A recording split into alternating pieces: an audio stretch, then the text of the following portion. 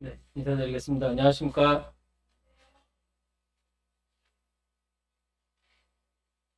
다시 인사를 드려야 될 것 같습니다. 건강하시죠? 네네.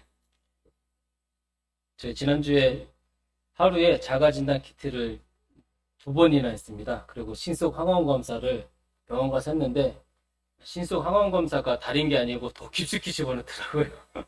하세요 하더니 더 깊숙이 양쪽을 집어넣으니까, PCR 검사도 제가 한번 그때 수술한다고 한번 받았었는데, 2번 이렇게 깊숙이 사정없이 집어넣더라고요. 그러니까 오전 내내 코가 얼얼 해가지고 그랬었는데 뭐 특별한 이상이 없었습니다. 그래서 느낌이 괜히 머리가 좀 아픈 것 같기도 하고 했는데 아무렇지도 않고 따뜻한 물 한 잔 마시면 또 괜찮아지고 그래서 주님 은혜로 괜찮습니다. 성도님들 이렇게 건강한 모습으로 뵐 수 있어서 주님께 감사를 드립니다.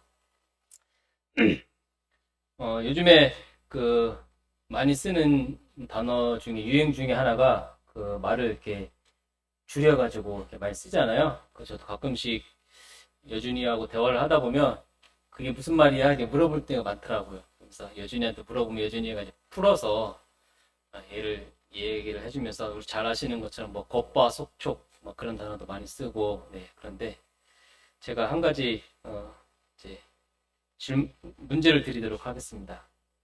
줄임말이거든요. 성경에 관련된 줄임말입니다. 성충사가 어떤 거의 약자인지 성충사. 아, 답이 좀 비슷한 답이 나왔습니다. 선물을 드리려고 했는데 안 드리겠습니다. 좀 비슷했는데요. 네. 성충사는 성령의 충만함을 받은 사람들.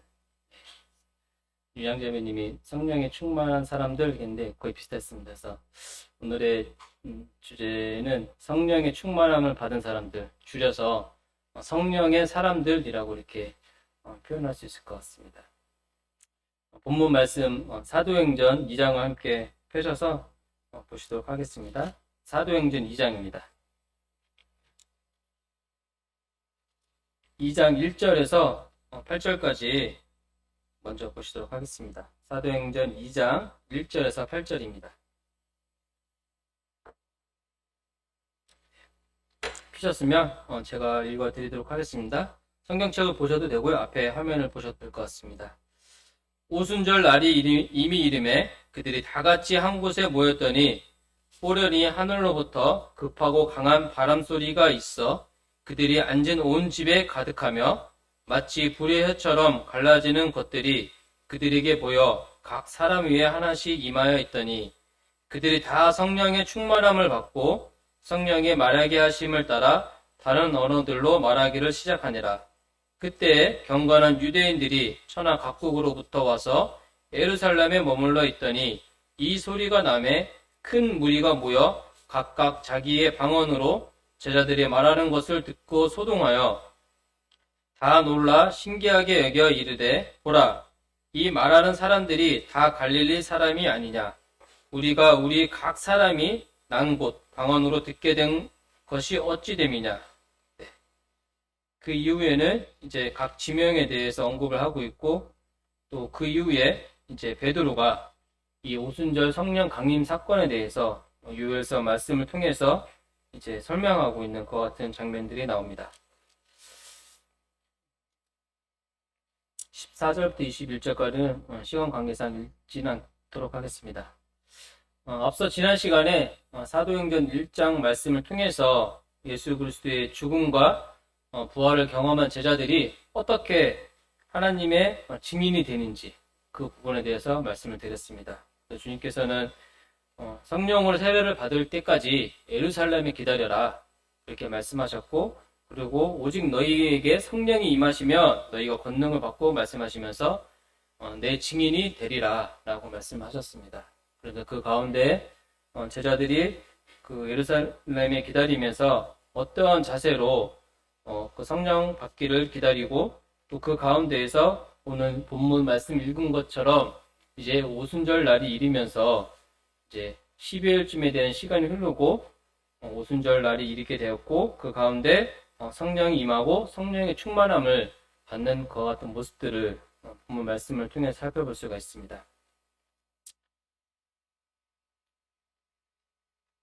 그런데 생각해보면 2장 1절에 이렇게 본문 말씀 시작할 때 오순절 날이 이미 이르매 라면서 왜 주님께서 꼭 이 오순절이라는 이 절기에, 유대인의 절기에 성령을 임하게 하셨는지, 또 그 가운데 이들이 성령의 충만함을 받았는지 그 부분을 생각해 볼 수가 있습니다. 왜냐하면 주님께서 부활 승천하신 이후에 제자들에게 곧바로 성령을 부어주셔서 그들이 주님의 증인으로서 그 역할을 하루라도 빨리 할 수 있게끔 하실 수도 있었지만 시간을 두고 주님께서 12일이라는 시간을 두고 오순절 날이 이르렀을 때 이 성령 임하게 하시고 또 성령 충만함을 받게 되는 가운데 분명히 그 뜻이 있는 것을 생각해 볼 수가 있습니다. 왜냐하면 저희가 잘 아시는 것처럼 성경 말씀에는 아무 이유 없이 아무 때 없이 우연으로 세상에 일어난 일들은 없기 때문에 그 의미가 분명히 있는 것을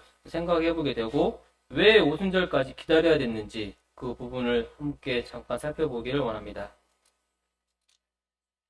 왜 오순절 날에 성령이 강림했을까? 이 부분을 한번 살펴보길 원합니다. 이 부분을 살펴보려면 유대인의 절기에 대해서 저희들이 조금 배워야 됩니다. 요즘에 그 UHL 강의를 통해서 유대인의 실제에 대해서 배우고 있는데요. 이 엄청난 그 절차를 지키고 있는 것을 보게 되었습니다. 그런데 이제 이 오순절이 헬라어로 뭐라고 얘기하냐면요. 펜테코스테라고 이렇게 부릅니다. 펜테코스테라고 부르는데 이 단어 의미가 뭐냐면 50일째 되는 날, 50일이 되는 날을 헬라어로 의미하고 있고 또 이 오순절을 다른 말로 77절, 그래서 7주가 7번 있다 해서 77절이라고 부릅니다. 이 77절은 첫 이삭을 드린 후 50일째 되는 날이 이 77절인데 이날에 하나님께 예물을 드리는 그와 같은 절기입니다. 그러면 이 첫 이삭을 언제 드리냐 하면 6월절이 1월 14일 유대인의 달력으로 니산월, 아비벌 이 1월 14일이 6월절인데 그 6월절에 그 다음 날이 바로 무교절입니다. 그래서 이 무교절에 첫 이삭을 드리게 되고 이 첫 이삭을 드리는 날로부터 50일째 되는 날이 바로 오순절인 것을 생각해 볼 수가 있습니다. 그러면 저희가 생각을 해보면 이 무교절이 유대인의 유대력으로 1월 15일인데 50일 정도 지나게 되면은 유대인의 달력으로 생각해 보면 이 날이 바로 3월쯤 되는 것을 생각해 볼 수가 있습니다. 그러면 저희가 출애굽기 19장 1절의 말씀에서 이스라엘 자손이 애굽 땅을 떠난 지 3개월째 되던 날, 그때 이들이 시내산에 시내 광야에 도착을 하게 되고 그 시내산에서 모세가 하나님에게 율법을 받게 되는 그와 같은 시기인 것을 생각해 볼 수가 있습니다. 그러면 이 시기, 유대력으로 보면 3월달은 되는 이 시기가 이스라엘 백성들이 출애굽을 해서 시내산에서 율법을 받은 그 시기와 거의 비슷한 시기인 것을 생각해 볼 수가 있는 거죠. 근데 이 시기에 대해서 성경에서는 동일한 시기라고 말씀에서 찾아볼 수가 없습니다. 하지만 유대의 전통에 따르면 유대인들은 이 시기가 오순절에 모세가 율법을 받은 날이라고 당연하게 생각하고 있고 그들은 그것이 당연하다고 인식하고 있는 그와 같은 모습들이 있습니다. 그래서 당시에는 이와 같은 사실들이 유대인들 사이에서는 말할 필요가 없을 정도로 널리 알려진 그와 같은 사실 중에 하나였고 그것을 또 당연하게 생각했다고 합니다. 그렇다면은 구약 시대에는 이 오순절에 율법을 받았고 또 이 신약 시대에는 이제 성령이 임하게 되는 것을 저희가 생각해 볼 수가 있습니다. 우연의 일치일까요? 오순절에 구약 시대에는 이스라엘 백성들이 하나님께 율법을 받았고 신약 시대에 이르러서는 이제 이 오순절에 동일하게 같은 시점에 하나님으로부터 성령을 받게 되는 그 의미가 있는 것을 생각해 보면서 같은 시점에 이와 같은 일들이 왜 일어났는지 그 의미를 좀 더 살펴볼 수가 있을 것 같습니다. 결론부터 말씀드리면 성령의 강림은 하나님 나라의 시작을 의미를 하고 있습니다.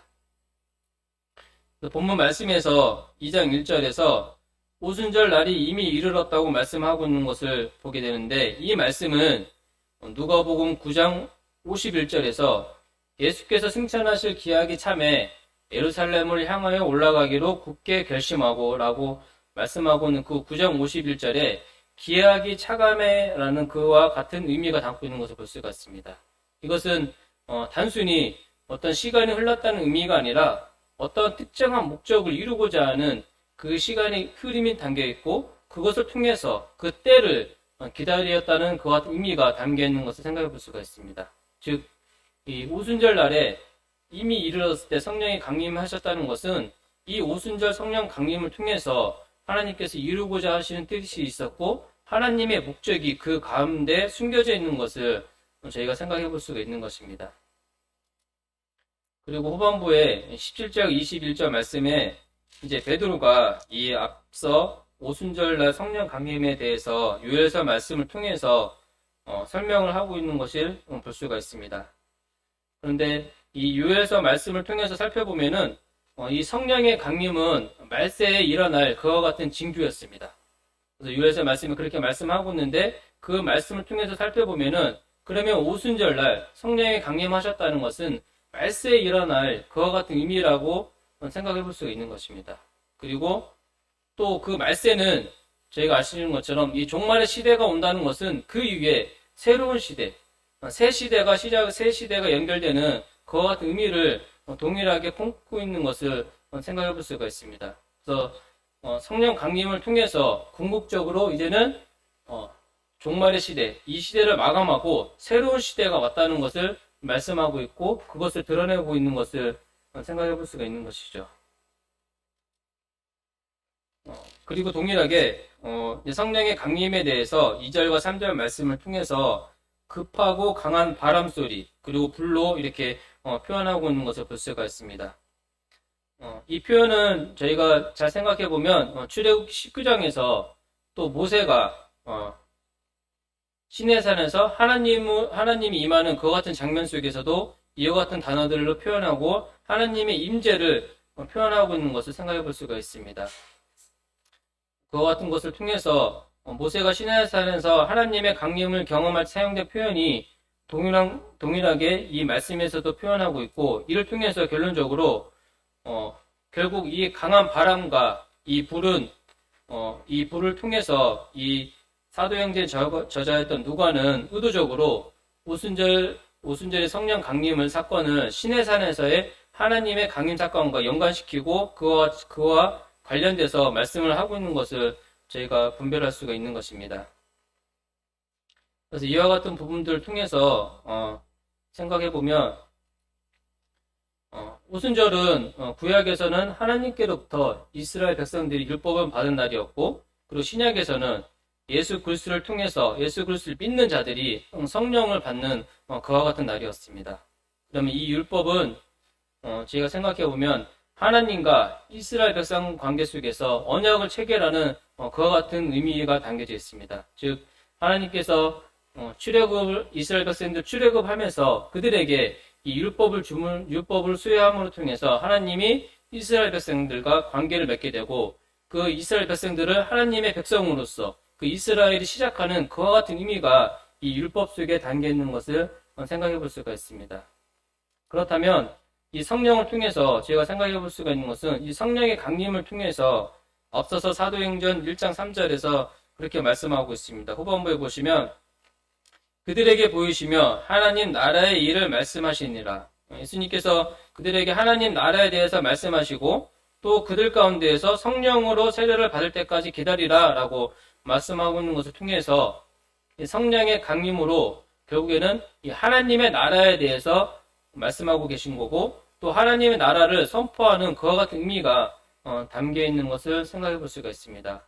즉 앞서 율법을 통해서는 이스라엘 백성들과의 언약 관계를 체결하심으로써 하나님께서 하나님 나라의 백성으로 그들을 택하심에 대해서 말씀하셨다면, 이제는 이 성령을 통해서, 성령을 부어주심을 통해서 이 성령을 받은 믿는 자들에게 하나님 나라가 시작되었고 그들과의 관계가 새롭게 맺는 그와 같은 의미가 담겨 있는 것을 볼 수가 있는 것입니다.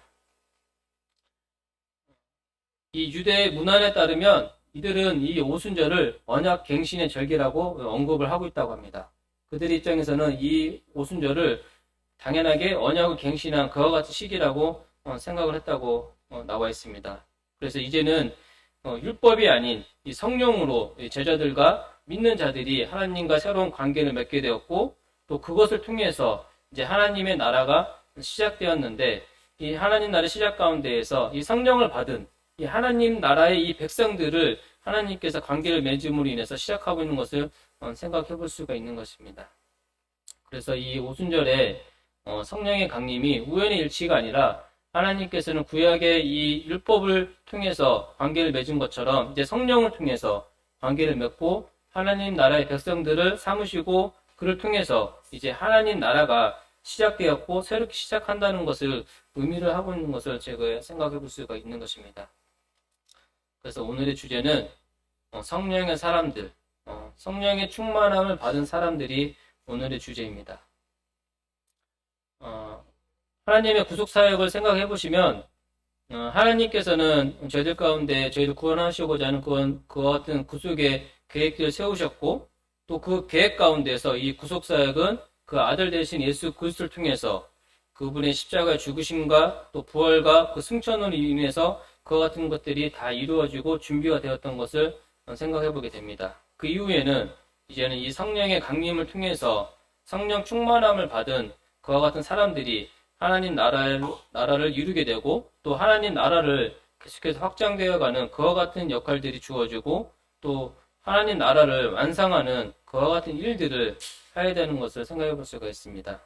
그래서 오늘은 이 성령의 충만함을 받은 사람들, 줄이면 성충사라고 하는데 좀 쓰기엔 좀 그럴 것 같고요.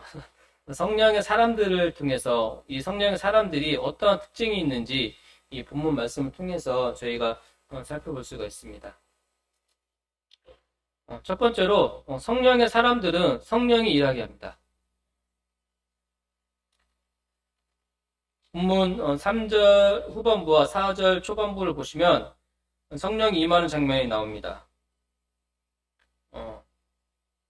3절 후반부에 보시면 그들에게 보여 각 사람 위에 하나씩 임하여 있더니 성령이 각 사람 위에 하나씩 임하게 되고, 4절 초반부에 보시면 그들이 다 성령의 충만함을 받고, 성령이 임함과 동시에 그들이 다 성령의 충만함을 받았다라고 이렇게 말씀하고 있는 것을 볼 수가 있습니다. 즉 성령의 임재 가운데 바로 이어서 성령의 충만함으로 연결되는 그와 같은 것을 볼 수가 있는 것이죠.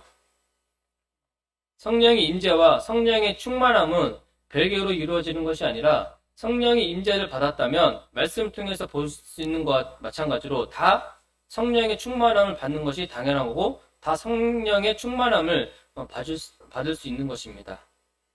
그래서 성령의 충만함에 되는 그 어떠한 조건과 그 어떠한 이유도 따로 있는 것이 아니고, 이 성령의 임재로 인해서 성령의 충만함을 받게 되고, 그것이 바로 성령의 역할인 것을 생각해 볼 수가 있습니다. 그래서 이 성령의 역할은 임재로 인해서 충만하게 하는 것이 성령의 역할이고, 그것은 성령의 임재로만 그 충만함을 다 받을 수 있는 것을 저희가 말씀을 통해 살펴볼 수가 있습니다.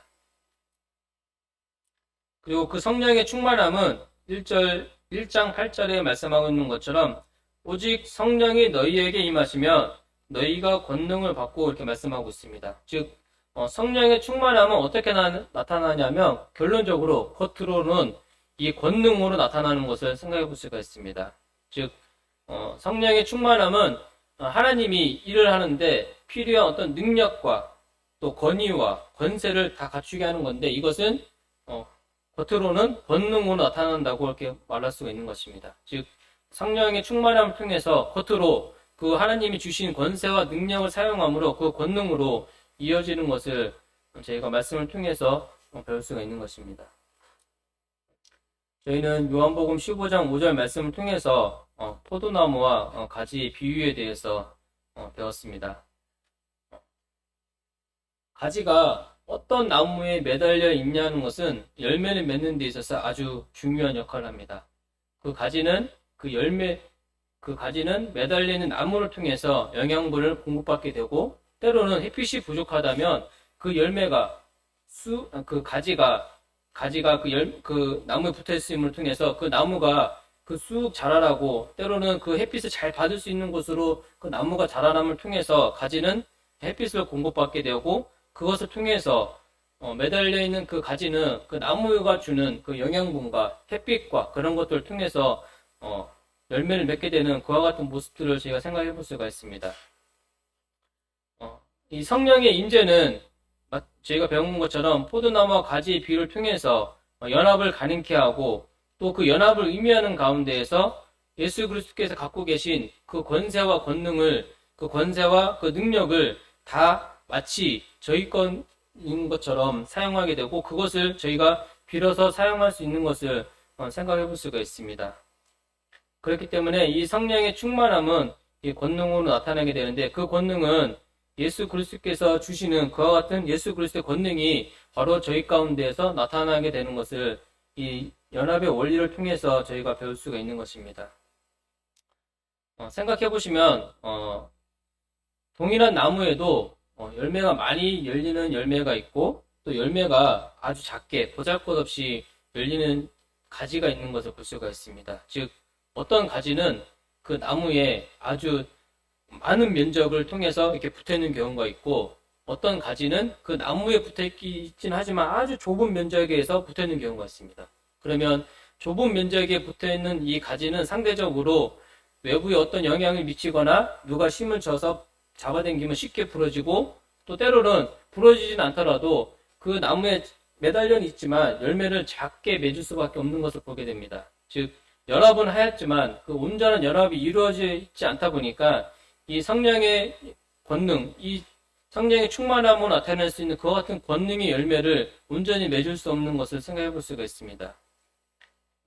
그렇기 때문에 저희들이 이와 같이 온전한 연합을 통해서 주님의 권능을 마치 저희들 것처럼 사용하고, 또 그 권능으로 일을 하는 것이 바로 성령이 일하는 것이라고 말씀을 통해서 분별할 수가 있습니다. 그래서 이 성령의 충만함은 이 권능으로 나타나는데, 이 권능은 주님께서 주시는 이 권능으로 일하는 것이 바로 성령이 일하게 하는 것이고, 성령이 일하는 것이라는 것을 생각해 볼 수가 있습니다. 그 권능을 사용하여서 일하는 것이 바로 성령이 일하는 것인데, 이 가지는 가지는 그 포도나무에 붙어 있을 수 있는 그와 같은 자격이 있고, 또 그 자격을 통해서 그 나무가 주는 그와 같은 영양분을 공급받을 수 있는 자격이 또한 있는 것을 생각해 볼 수가 있습니다. 그렇기 때문에 그 나무가 주고자 하는 그와 같은 영양분과 그 힘과 능력을 다 이 가지가 사용한 것을 통해서 일하게 되고, 그것을 통해서 열매를 맺게 되는 그와 같은 모습들을 생각해 볼 수가 있는 것입니다. 성령의 충만함은 권능으로 겉으로 드러나는 것을 저희가 8절 말씀을 통해서 배울 수가 있습니다. 또 4절에서 보시면은 그들이 이제 성령의 충만함을 받고 성령이 말하게 하심에 따라서 말하는 그와 같은 모습들을 볼 수가 있습니다. 즉, 성령의 충만함을 받은 사람들은 바로 이와 같이 성령이 말하는 대로 말을 하고 있고, 또 그거에 따라서 이들이 말하는 모습들을 살펴봄으로 인해서 이들이 말을 하고 있지만 실제적으로는 이들이 말하는 것이 아니라 성령이 말하게 하는 것을 생각해 볼 수가 있는 것입니다. 그리고 14절에서 베드로가 이제 앞서 오순절 성령 강림 사건에 대해서 다시 설명할 때 그가 설명하는 그 부분에 대해서 14절을 보시면 베드로가 소리를 높여 이르되 라고 말씀하고 있는 것을 볼 수가 있습니다. 여기서 사용된 이 이르되라는 이 단어는 4절에서 사용된 이 말하게라는 단어와 동일한 헬라어를 사용한 것을 볼 수가 있습니다. 즉, 베드로가 소리를 높여서 말을 하였지만 그것은 베드로가 말한 것이 아니라 앞서 성령이 말하게 하심에 따라서 이들이 말했던 것처럼 성령이 그 가운데서 주장하시고 성령이 그 베드로를 사용해서 성령이 말한 것을 볼 수가 있는 것입니다. 성령이 주체가 되어서 말을 하게 된 것을 볼 수가 있는 것입니다. 그래서 성령의 사람들은 성령이 일하게 되는 것인데, 이 성령이 일하는 것은 저희들 가운데에서 권능으로 드러나게 되고, 주님이 주신 그 권능을 통해서 저희들이 사용했을 때 저희 가운데 계신 성령이 일하는 것을 생각해 볼 수가 있습니다. 성령의 사람들의 첫 번째 특징은 성령이 일하게 하는 사람들이 바로 성령의 사람들입니다. 두 번째로, 성령의 사람들은 예수 그리스도의 증인이 되었습니다. 앞서서 1장 8절에서 주님께서 내 증인이 되리라 라고 이렇게 말씀하고 있는 것을 통해서 이들에게 증인이 될 수 있는 조건은 바로 성령이 너희에게 임하시며, 성령이 임하는 것을 통해서 증인이 될 수가 있다라고 말씀하셨는데, 그 이후에 이제 2장 말씀을 통해서 이들이 성령에 임하게 되고 또 성령의 충만함을 받게 되는 가운데에서 이들이 증인이 된 모습을 저희가 본문 말씀을 통해서 살펴볼 수가 있습니다. 4절 말씀에 보시면은 다른 언어들로 말하기를 시작하니라. 그러니까 이제 성령의 충만함을 받고서 이들이 가장 첫 번째 한 것은 성령에게 말하게 하심에 따라서 다른 언어들로 말하기를 시작했습니다. 그리고 그 말씀에 대해서, 그 부분에 대해서 11절에서 다 우리의 각 언어로 이렇게 말씀을 했다고 하고 있는 것을 볼 수가 있습니다. 아시는 것처럼 이 바벨론 사건 이후에 이들의 언어가 다 달라졌기 때문에 이들에게 복음을 전하려면은 아주 이 언어의 그 장벽을 뛰어넘어야 되는 아주 그 같은 어려운 부분들이 있었습니다. 그리고 이 시대에 유월절을 지내기 위해서 성경에서 언급된 여러 지역들에서 10만 명의 사람들이 이 예루살렘에 모였다고 합니다. 그러면은 10만 명의 사람들이 각 지방에서 다 모였기 때문에 이들에게 복음을 전하는 것은 아주 효율적이고 그 어느 때보다도 복음을 전할 수 있는 아주 좋은 기회였다고 합니다. 근데 이들이 바로 그런 상황 속에서 성령이 말하게 하심에 따라서 이들이 바로 한 것이 무엇이냐면 바로 방언을 얘기한 겁니다. 근데 이 방언에 대해서 누가는 외국어로 이렇게 표현을 할 수가 있고, 또 사도 바울은 이 방언에 대해서 성령의 은사에 따라서 말 그대로 통역이 필요한 방언으로 이야기하고 있는데, 본문의 여러 정황들을 살펴봤을 때 이 언어는 바로 외국어로 이들이 말을 한 것을 볼 수가 있습니다. 즉 이들에게 복음을 전하기 위해서 가장 시급했던 문제가 바로 뭐냐면 이와 동일한 언어로 이들의 각 지역의 언어로 말을 하고 그것을 통해서 주님을 증거하는 것이 필요했는데, 성령이 그와 같이 말하게 하심에 따라서 이들이 다 이들의 언어로 동일하게 말을 하는 것을 통해서 그 성령이 주신 권능으로 그 복음을 전하는 데 있어서 방해가 되는 그 같은 언어의 장벽을 뛰어넘는 그 같은 모습들을 저희가 볼 수가 있는 것입니다. 그렇기 때문에 이 성령의 사람들이 그리스도인의 예수 그리스도의 증인으로서 그와 같은 역할들을 담당하고 있는 것을 저희가 살펴볼 수가 있습니다. 그리고 후반부에서 이제 유엘서 말씀을 통해서 베드로가 앞서 오순절 성령 강림 사건에 대해 설명할 때 17절과 18절에 보시면 예언이라는 단어가 17절에도 나오고 또 18절에도 나오고 있는 것을 볼 수가 있습니다. 아시는 것처럼 구약에서 예언이라는 단어는 그 대상이 다 장차 오실 메시아, 유대인들은 부인했지만 그 메시아에 대해서 예언을 하였고, 그 메시아가 예수 그리스도가 그 대상이다 보니까 그 예언이 다 이 예수 그리스도가 그 대상으로 인해서 말씀하고 있는 것을 생각해 볼 수가 있습니다. 그리고 또 17절에서 또 환상과 꿈에 대해서 이야기하고 있는 것도 저희가 구약 말씀을 보시다 보면 이 환상과 꿈들이 다 예언의 수단으로 사용되고 있는 것을 생각해 보게 되는데, 동일하게 예수 그리스도가 그 대상이었던 것을 또 생각해 볼 수가 있는 것이죠. 그리고 19절에서 또 기사와 징조에 대해서 이야기를 하고 있는데 22절에 보시면 이렇게 말씀하고 있습니다. 이스라엘 사람들아, 이 말을 들으라. 너희가 아는 바와 같이 하나님께서 나사렛 예수로 큰 권능과 기사와 표적을 너희 가운데 베푸사 너희 앞에서 그를 증언하셨느니라. 이 땅에 오신 예수님께서 자신이 예수 그리스도임을 증거하기 위해서는 기사와 표적을 통해서 그를 증거하셨던 것을 저희가 잘 배우고 잘 알고 있습니다. 동일하게 19절에서 그와 같이 기사와 징조를 통해서 22절에 말씀하고는 이 예수 그리스도의 그 기사와 표적을 연결함을 통해서 이 모든 부분들이 다 동일하게 예수 그리스도를 증거하고 있는 그와 같은 부분으로 다 초점이 맞춰져 있고 그 목적을 다 갖고 있는 것을 볼 수가 있는 것입니다. 그래서 이와 같은 부분들을 통해서 이 성령의 사람들이 주님을 증거하고 있고 또 주님을 증거하는 것에 그 모든 것이 다 맞춰져 있는 것을 저희가 말씀을 통해서 살펴볼 수가 있습니다.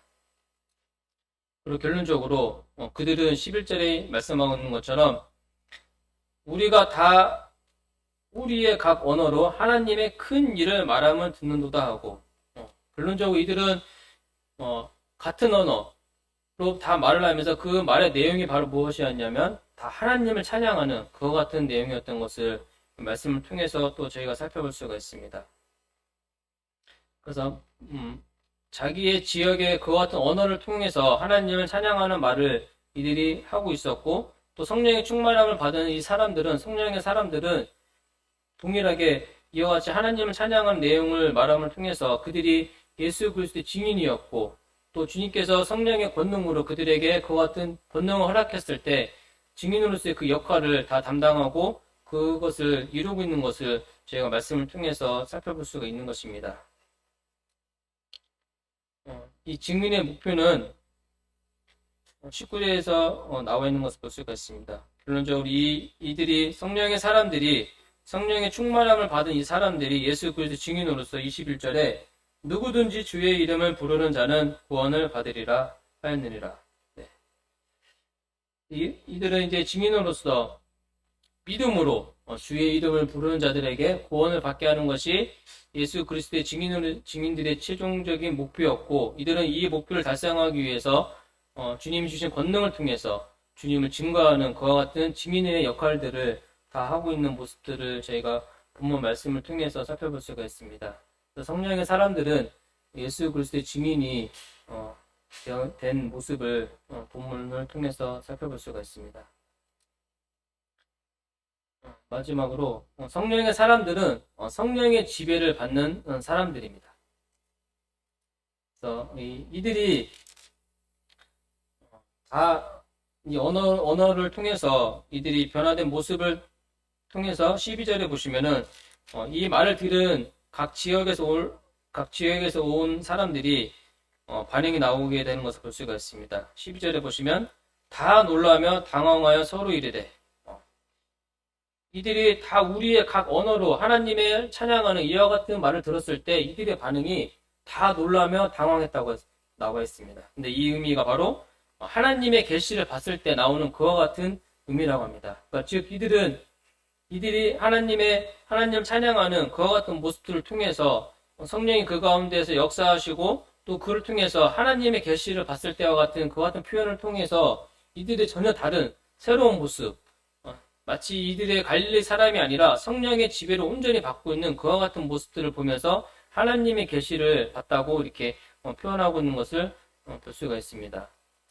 그리고 또 한편으로는 그들에 대해서 새술에 취했다라고 이렇게 말하고 있는 것을 볼 수가 있습니다.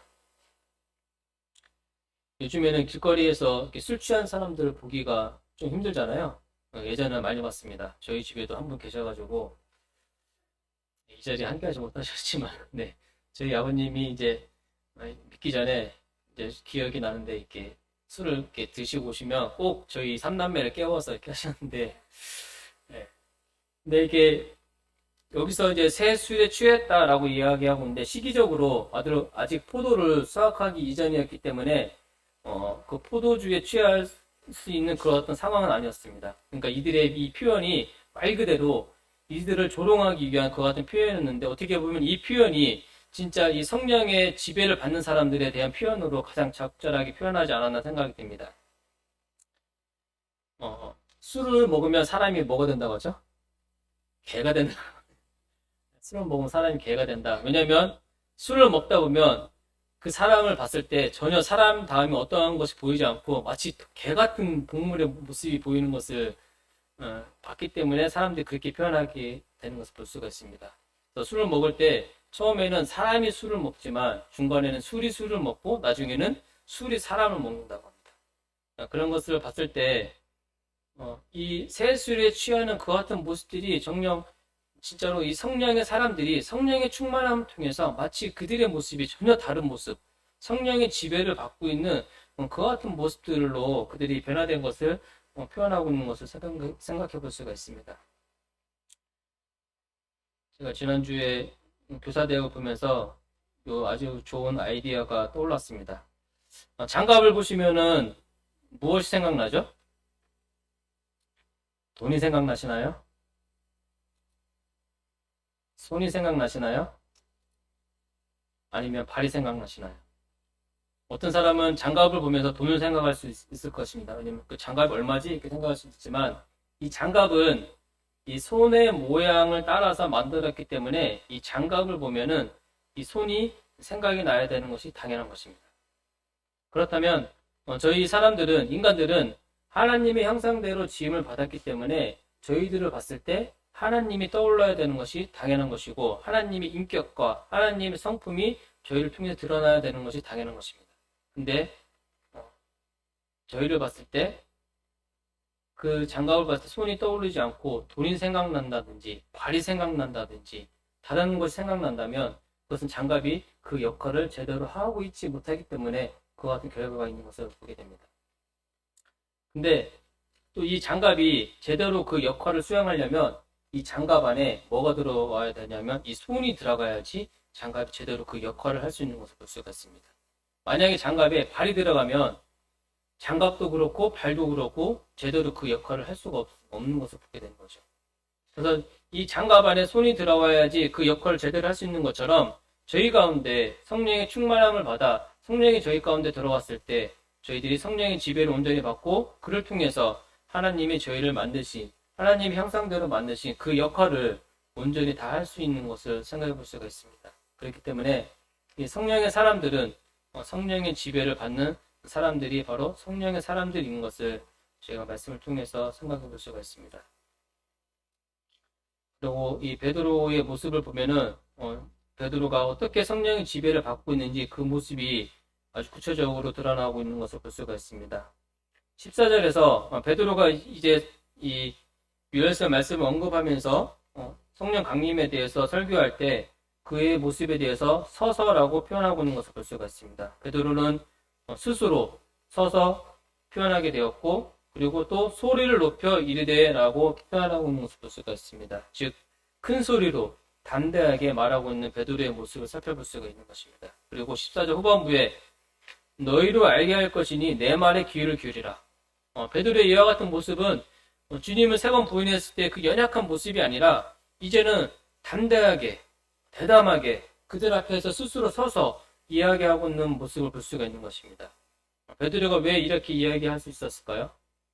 그것은 아마 베드로가 본인이 경험하고 그것을 바탕으로 이야기를 하고 있기 때문에 그와 같이 이야기를 했을 수도 있을 거라고 생각이 듭니다. 물론 그것이 큰 역할을 했을 거라고 생각이 듭니다. 하지만 앞서 제가 말씀드린 것처럼 소리를 높여 이르되 하는 이 이르되 단어가 성령의 영감으로 성령의 감동으로 사용되는 그와 같은 단어였기 때문에 베드로의 이와 같은 모습들은 성령께서 그 베드로를 지배하고 베드로를 주장하다 보니까 베드로가 이와 같은 모습들을 보이고 그들에게 담대하게 이와 같이 선포하고 알게 할 수 있는 것을 볼 수가 있는 것입니다.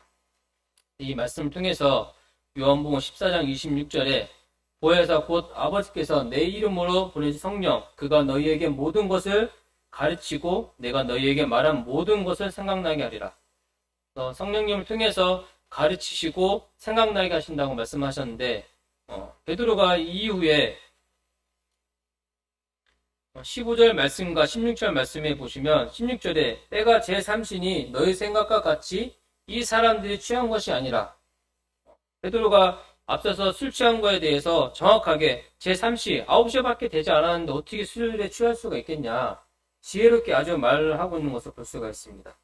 그리고 16절에도 이제는 유엘을 통해서 말씀하신 것, 즉 유엘의 말씀을 통해서 하나님께서 성령님께서 그에게 말씀을 조명하시고 말씀을 허락하심을 통해서 그가 성령님이 인도하신 가운데에서 가르치고 말할 모든 것을 생각나게 하심을 통해서 그대로 그들에게 선포하고 그들을 가리키는 그와 같은 베드로의 모습을 통해서 베드로가 성령의 사람들이었기 때문에 온전히 성령의 지배를 받고 있는 그와 같은 모습들을 저희가 배울 수가 있습니다. 이제 말씀을 정리하도록 하겠습니다.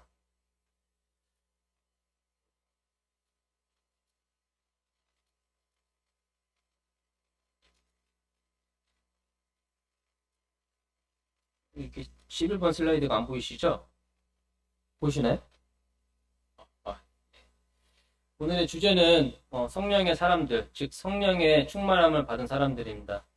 오순절날 성령의 강림이 있었는데 이 성령의 강림은 우연의 일치가 아니고 이 오순절을 통해서 구약을 통해서 신약을 통해서 하나님께서 분명히 원하시는 목적이 있었고 또 하나님의 나라를 이루고 또 하나님의 나라를 이루는 가운데에서 하나님의 백성들을 이 성령의 충만함을 통해서 성령의 임재를 통해서 분명히 하나님 나라의 백성들을 이루시고 그 나라를 확장되어 가는 것을 저희가 생각해 볼 수가 있습니다. 그래서 이 성령의 사람들을 통해서 하나님 나라가 완성되어 가고 이루어지고 있는 것을 저희가 이 본문 말씀을 통해서 배울 수가 있습니다.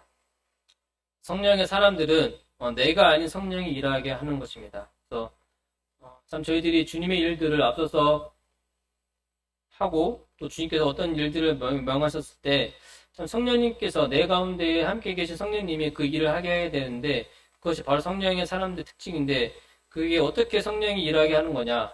그것은 바로 주님이 주신 권능, 권세와 그 능력을 통해서 저희들이 일하는 것인데 구체적으로 말씀드리면 말씀과 기도로 하는 것이 바로 성령이 일하게 하는 것이고 저희의 모습이 드러나지 않는 것을 보게 되는 것입니다. 주님이 주신 그 권능을 통해서 말씀과 기도로 저희들이 일을 했을 때 저희 안에 계신 성령이 일하게 되고 그것이 바로 성령의 사람들, 성령의 충만함을 받은 사람들의 모습인 것을 저희가 배울 수가 있습니다. 그리고 또 그 사람들은 다 예수 그리스도의 증인으로서 예수 그리스도만 증거하고 또 복음을 위해서 동일하게 다 수고하고 있는 것을 통해서 하나님 나라가 확장되어 가고 또 하나님의 나라가 이 세상 가운데서 온전히 이루어지는 그와 같은 모습들을 생각해 볼 수가 있습니다.